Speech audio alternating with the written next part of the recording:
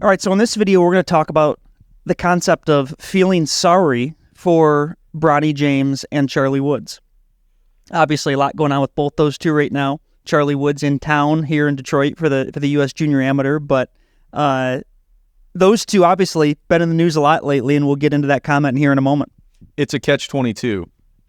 I don't know how you possibly become the son of, somebody like LeBron James, somebody like Tiger Woods, and try to possibly do the same exact thing that they do, play the same sport, and remotely live up to anything close to what they've done. It's crazy. Well, and, do you feel sorry for Charlie Woods and Bronny James is ultimately what this question in this video comes down to. And it stems from this article, this column in the Miami Herald. Greg Cote, C-O-T-E, Cote, I don't even know how you pronounce it, but longtime columnist, and he wrote this article. I'm going to read just some of it right here verbatim. He said, "You could call them both rich and entitled. You might be right. Their name and their fame are inherited. So too the wealth. Chances are pretty good they'll never need to carry a lunch pail or punch a time clock." Of course, there's the anecdote, blue collar, whatever. "It might even be tempting to privately wish they fail, because the darker side of human nature can involve stuff like jealousy and resentment of silver spoon offspring." I totally agree with that. There's without question, a societal, they were born with money, so they're bad. But the column goes on to say, "I get all that, and I still feel sorry for Bronny James and Charlie Woods. The footsteps they chose to follow are just impossibly big and, big enough to swallow them whole and cast them as failures waiting to happen. Chose to follow might not even be the right phrase, but when you're gifted with a bloodline like that, your path might be preordained." And goes on to talk about the GOAT term, greatest of all time, whatever. Long story short, you got guys like LeBron James and Tiger Woods who are, God, this isn't the video to discuss if they're the greatest of all time, if they're the best ever, whatever. But you're talking about two. I've never heard that question asked before. Yeah. Tiger or Jack, Jordan or LeBron. Boy, those are great topics. Wow. Without question, you're talking about two legends. You're talking about two of the absolute, undebatable best to ever do it type guys, Tiger and LeBron. And when you have kids and when you have sons like they both do who are literally playing the sport in the footsteps like their fathers did, I agree with this article that it's absolutely impossible to live up to that. And that is tough. There is a ton of pressure.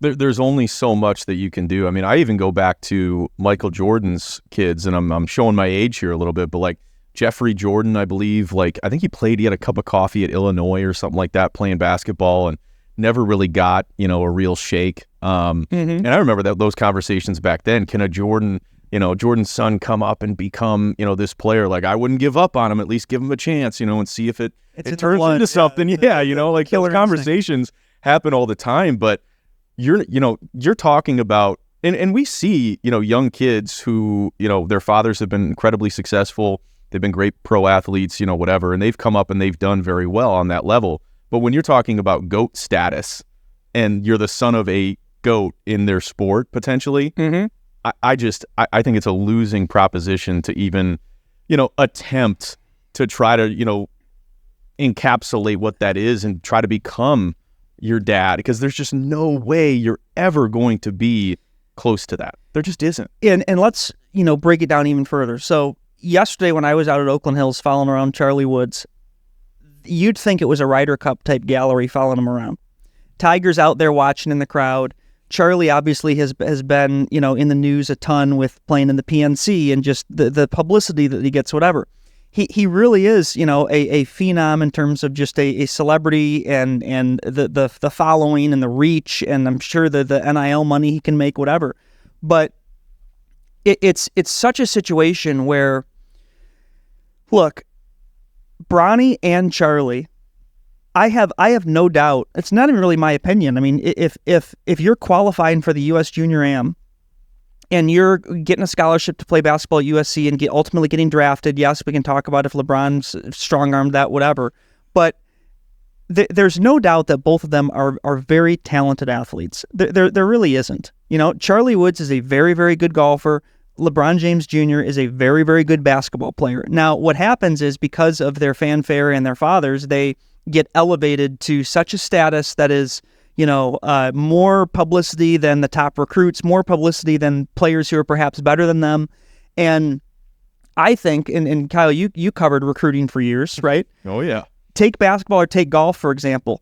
And we're doing this in a very positive way. These are kids. We're not criticizing them at all. But do I think it's feasible that Bronny James Jr., if he is statistically the 184th best prospect in high school, that on these boards he's all of a sudden the 32nd?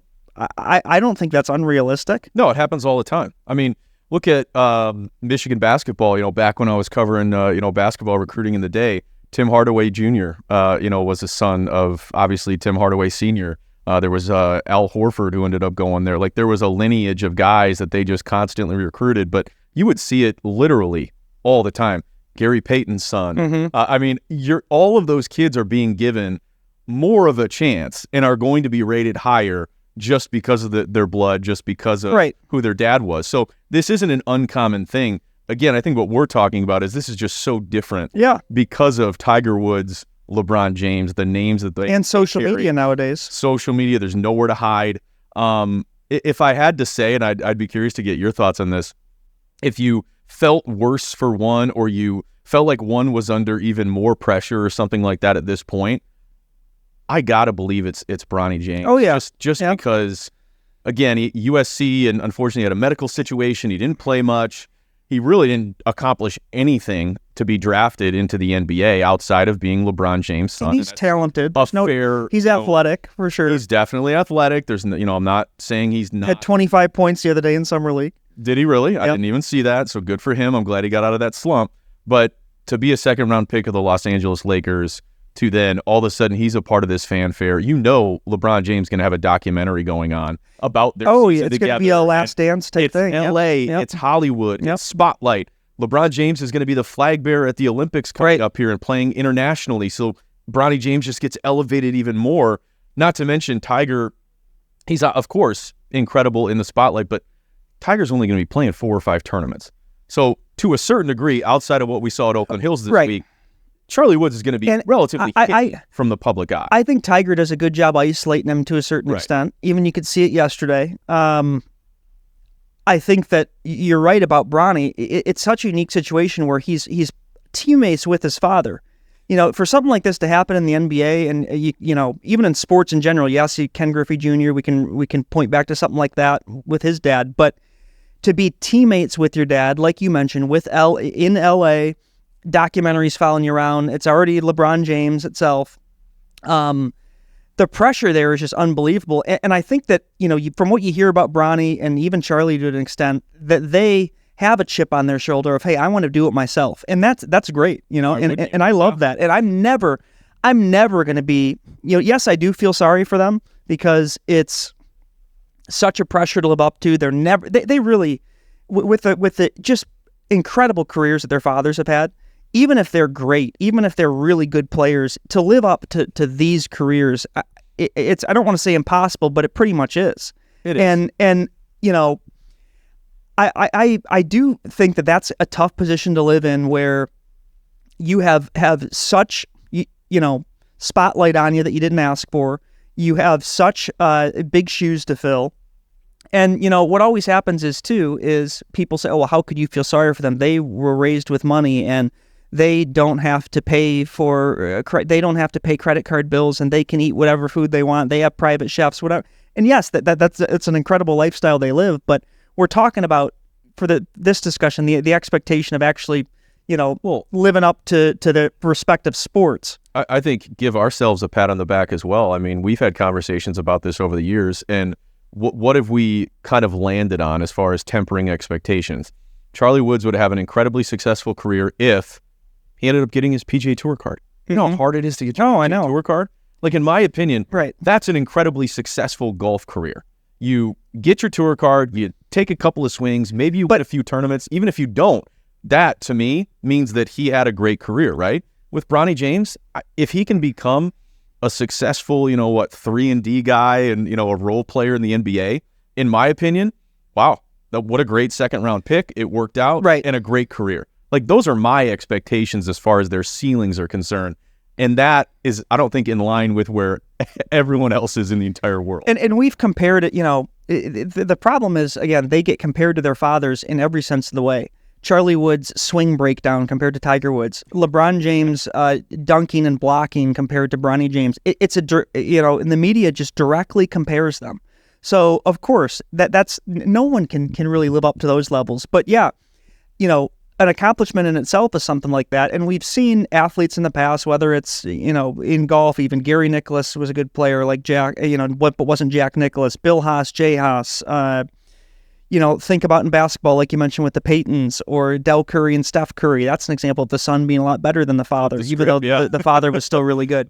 So we see stuff like this happen, but yeah, I mean, I think that what gets lost here is the fact that they both still are very, very talented athletes themselves, but they're compared to such a ridiculous level. I even think, qualifying for the U.S. Junior Amateur is not easy to do. I couldn't do it. You couldn't do it. A lot of people couldn't do it. And it takes, that's a major USGA event. Now, what happens though? Charlie is a very, very good player. He's good enough to qualify and play in it. He goes in there and doesn't play very well. And what's the headline? He finishes 232nd and it makes him look terrible, whatever. It's still an accomplishment to get into that field and to play in it. But when you actually look at it and realize, or even look at the South Florida rankings in golf, whatever, Charlie's a very, very good player, but no, he's not number one, like his dad was. Bronny James Jr. isn't number one bona fide like his dad was. It's just different, and it is unfair to, comes with the territory, sure, but it is unfair to compare them to that level of greatness because it's just unbelievable. Right. I also think, too, just based on conditions and the courses at Oakland Hills, I mean, think about it in context. In 82, based on the conditions in the rough, the length of tee that they're 7,400, yep. And 82 is an unbelievable score. Right. Much like an 80 is an unbelievable score at the South Course. Right. So, again, it's relative. People just have to put this in perspective a little bit. You have to put it in perspective. And also, Charlie is younger than Bronny, several years and a few years younger. I think Tiger's done a good job insulating him. He's done a good job bringing him up appropriately. PNC, okay, now the next year you're going to actually talk to the media. Now that he's done a good job bringing him, isolating him and sheltering him, but allowing him to want to play golf, allowing him to step into the spotlight. Again, just yesterday, I was right there with Tiger and Charlie Woods. I'm talking about a foot away from Tiger Woods, and Charlie's in the cart with his caddy and we're talking to them a little bit, and he's truly just a kid. He's joking around and are they going to let us hit balls? What are we going to do? Are we going out to the court? Just talking completely normally. And then there actually was a couple people that ran up to him trying to get photos, and I'm talking about adults and kids ran up to him trying to get photos. And this was before, it was literally just me and Jeff Lesson and Charlie and Luke, his caddy, as they were ready to go back out.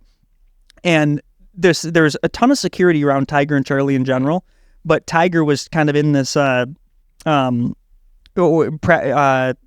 center driving range area where they were hanging out during the rain delay, and Tiger hadn't come out yet. So when Tiger came out, there was 5 police officers all around him. No one's really around, but for this sake of discussion, it was just me and Charlie and Luke and Jeff. No security. And there's several people that run up to him asking him for photos as he's just sitting on the cart. And he said, "Hey, guys, I really can't, I can't really take," politely said no. And as he should have, he's just getting ready to go back out and focused on golf. But this is a 15-year-old kid that I can't imagine the photos, the autographs, the fanfare, the security presence that's needed around these kids. It's really unbelievable. And in wrapping up here, I really do wish both of them the best. I hope they have very good careers. Absolutely. I mean, the expectations are unbelievable. But again, can you feel bad for these two kids who, again, they're born into incredible situations? That's fine. But the expectations, because of the path that they're going down in golf and in basketball, would love to get some comments on this, because it is an interesting conversation, and we're all going to be watching this for the next 20 years. Yeah, and for sure, drop a comment if you feel sorry or feel bad for Charlie Woods and Tiger and Bronny James, and give your perspective here, as we've tried to give relative just perspective to everything going on. So drop a comment below.